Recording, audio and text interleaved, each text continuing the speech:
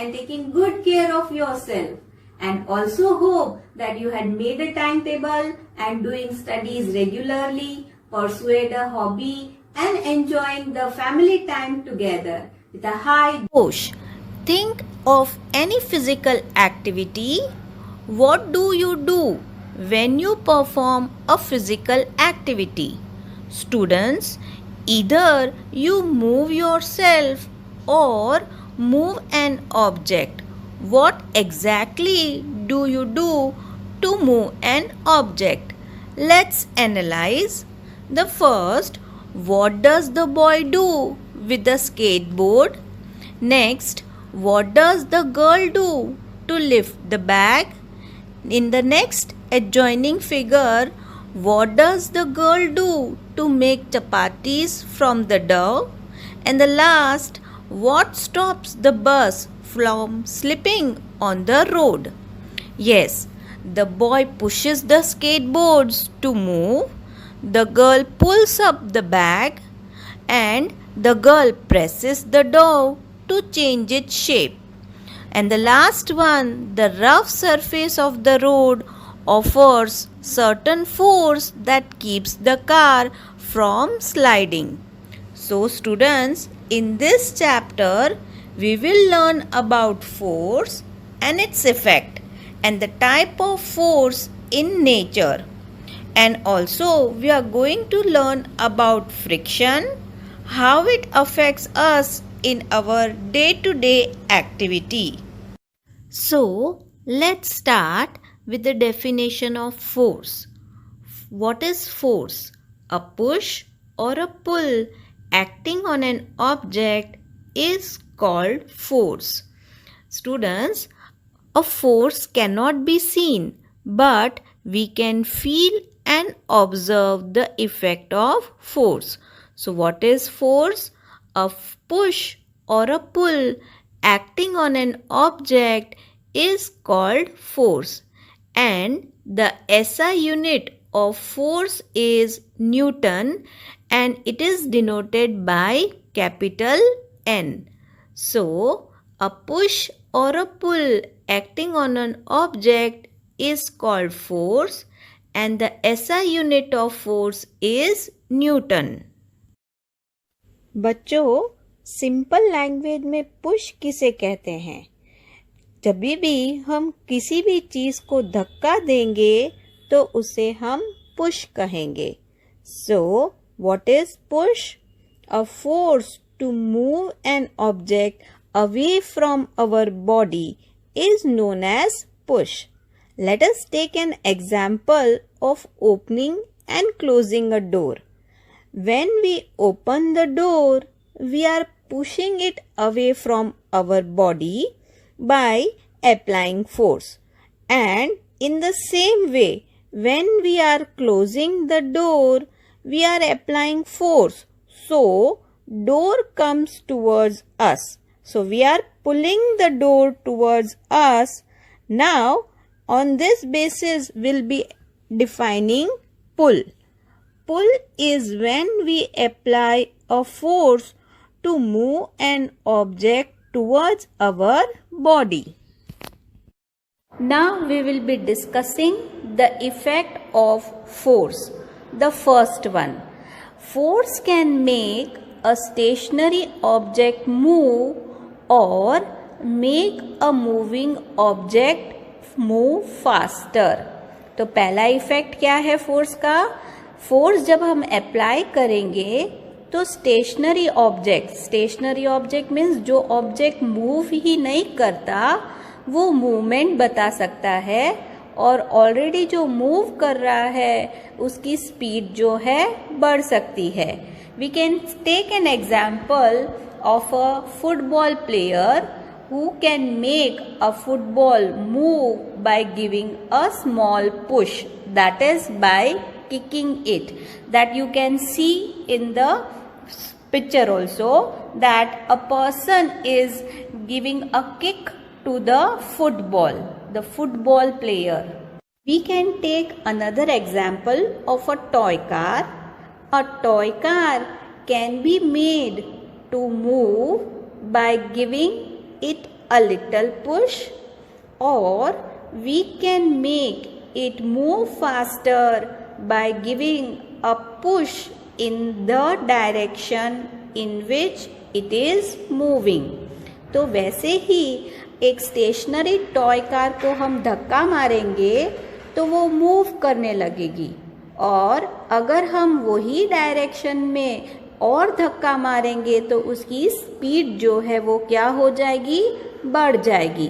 तो ये जो है एग्जाम्पल कि स्टेशनरी ऑब्जेक्ट जो है मूव करेगा और ऑलरेडी मूविंग ऑब्जेक्ट है उसकी स्पीड बढ़ जाएगी if we are applying a force. Thus, a force can make a stationary object move, and it can also make already moving object move faster. Next effect of force is force can slow down or completely stop a moving object. Let us take an example of football game. In that, goalkeeper stops the ball that is hit towards the goal. But in order to stop or slow down a moving body, we need to apply a force in a direction opposite to the direction of motion of a moving body. तो force जो है वो हम apply करके कोई भी moving body को जो है स्टॉप कर सकते हैं, या तो उसकी मूवमेंट को हम रोक सकते हैं. और इसका एग्जाम्पल जो है फुटबॉल की गेम में गोलकीपर जो है क्या करता है, बॉल को स्टॉप करता है by applying a force. But वो जो भी फोर्स अप्लाई करेगा ना, वो उसकी डायरेक्शन क्या होनी चाहिए, ऑपोजिट होनी चाहिए to the moving object. Next effect of force is force can change the shape और the size of an object. क्या है नेक्स्ट इफेक्ट फोर्स की, कि हम फोर्स अप्लाई करेंगे तो कोई भी चीज का हम शेप या तो साइज जो है चेंज कर सकते हैं. फॉर एग्जाम्पल, हम आटे पे फोर्स अप्लाई करके उसमें से रोटीज या तो चपातीस बनाते हैं. ये एग्जाम्पल है जहाँ पे हम फोर्स का अप्लाई करते हैं और उसकी शेप और साइज जो है चेंज करते हैं. What is an example? While making chapatis, we can change the shape of a dough by applying force with our hands. Next example, the length of a rubber band increases when we pull it. Now, next effect of force is force can change the direction of a moving object. Let us take an example of football. In football, the players can change the direction of a moving ball by kicking it in different direction. Similarly, in cricket, when a batsman hits the ball that is bowled at him, the direction in which the ball is moving changes. From these two examples, we can conclude that force can change the state of motion of an object, that is, it can change the speed and the direction in which the object is moving. Our next topic is magnitude of force. What is it? The magnitude of the force is the strength of the force acting on an object. Means कितना force कोई भी object पे act करता है उसे हम क्या कहते हैं, मैग्नीट्यूड ऑफ द फोर्स.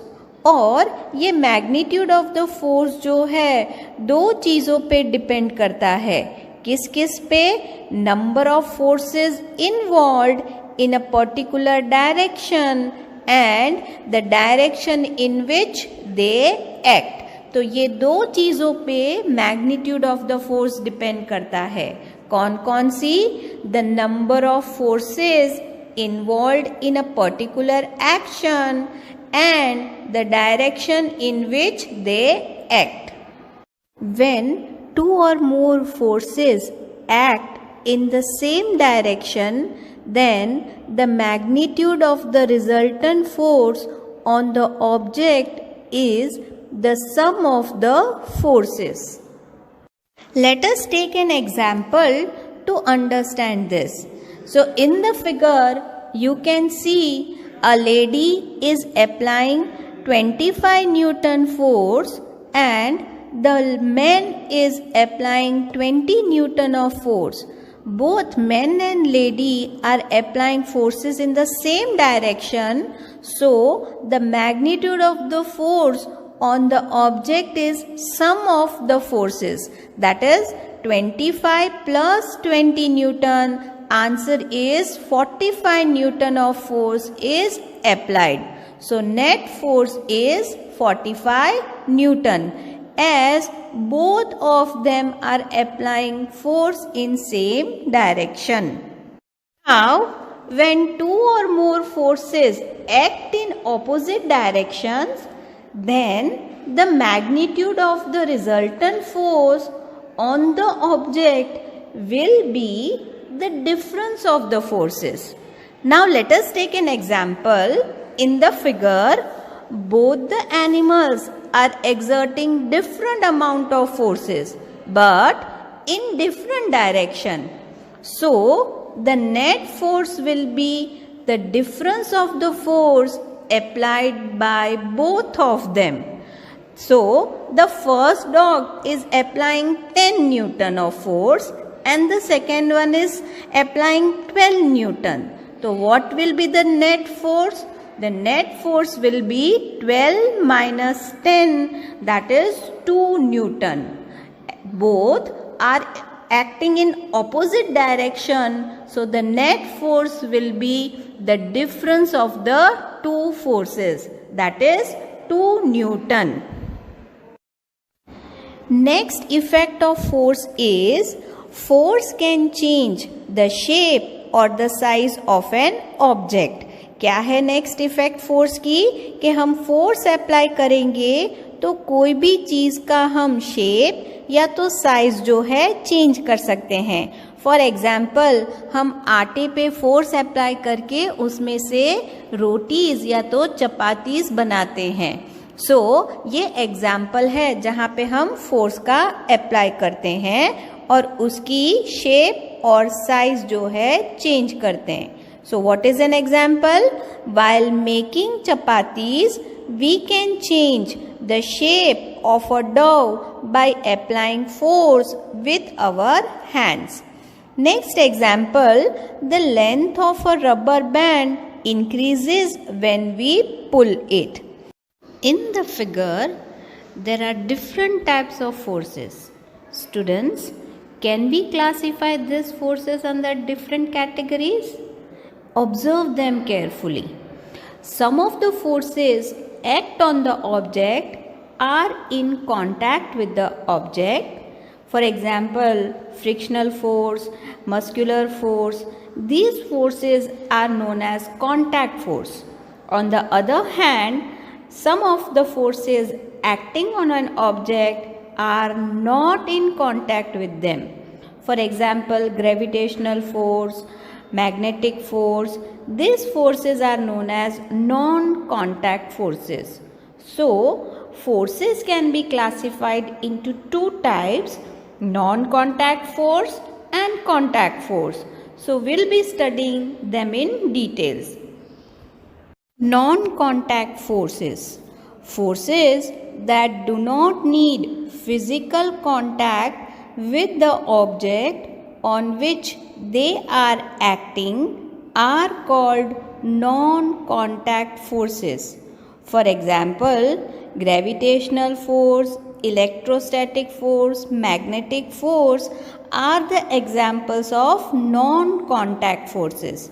बच्चों, ये non-contact force क्या है?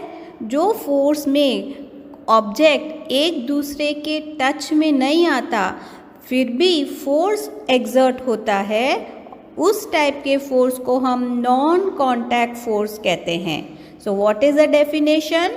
Force that do not need physical contact with an object on which they are acting are called non-contact forces.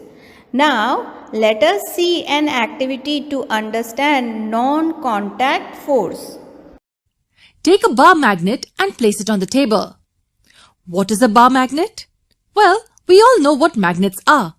Bar magnet is an artificial magnet which has this shape. Place an iron nail on the same table at some distance away from the bar magnet. Now move this bar magnet towards the nail like this. Keep moving the magnet slowly, closer and closer to the nail, but make sure not to touch the nail. What did you notice? When the bar magnet was sufficiently close to the nail takes a leap towards the magnet and sticks to it. What does this tell us? This shows that the magnet attracts the nail and the contact is not necessary for this attraction. The magnet pulled the nail towards it even though it was not in contact with the nail.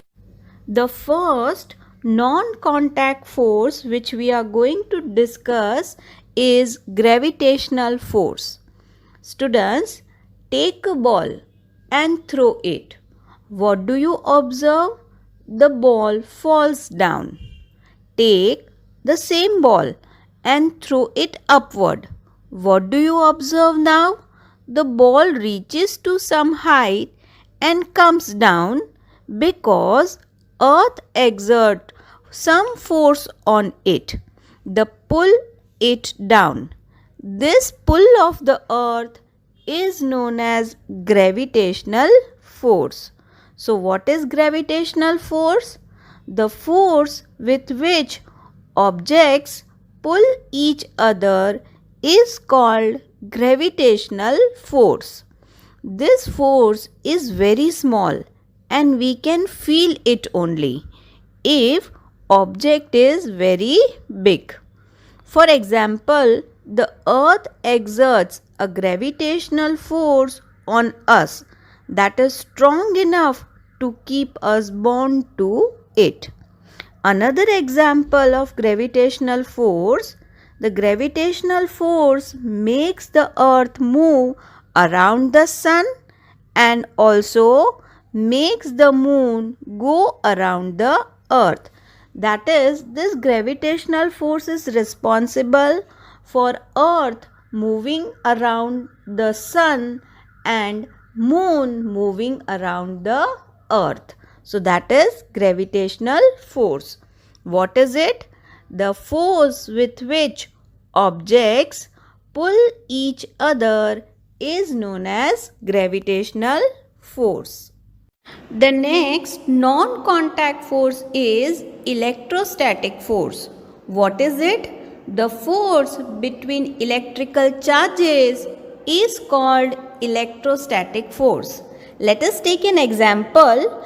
If we rub a plastic object such as pen, comb or CD with the hair and bring it close to these tiny bits of paper, what we will observe? We will observe that bits of paper get attracted to the plastic object, and this is because of the electrostatic force. This electrostatic force is non-contact force. We are not directly touching the comb, pen or CD to the tiny bits of paper. We are bringing near to it, and because of this force, the bits of paper are attracted towards the pen, comb or CD. So what is electrostatic force? Again, the force between electrical charges is called electrostatic force. Students, tiny particles of dust and smokes can also be attracted by electrostatic force. This method is used in electrical air purifier in factories to purify air in the chimneys before letting it escape into the atmosphere. So this is an application of electrostatic force. Take two balloons and suspend one of them in the air by means of thread. Hold the other balloon by a thread tied to its end and bring it near the other balloon which is suspended. What do you notice? Do you see any force between them? Nothing in particular. Now rub the free balloon which is in your hand with a woolen cloth for some time. After that, bring it again near the suspended balloon. Do you see anything strange now? Yes, both the balloons seem to be coming towards each other. We can say that they are attracting each other. Why is this happening now? It's happening because of the force that acts between them. The force is attractive in nature. But this attractive force was not present initially before rubbing. Something must have happened to this balloon after we rubbed it with the woolen cloth. We can say that this balloon acquired something from the cloth after rubbing. And that something is what we call electrostatic charge. Let me repeat. When we rubbed the balloon with the woolen cloth, it acquired some charge. So this balloon is charged now, and this charge is responsible for the force of attraction between the two balloons. What about the suspended balloon? We call it the uncharged balloon since it has no charge. It doesn't have any charge as we haven't rubbed it with anything. Now rub the suspended balloon also with the woolen cloth.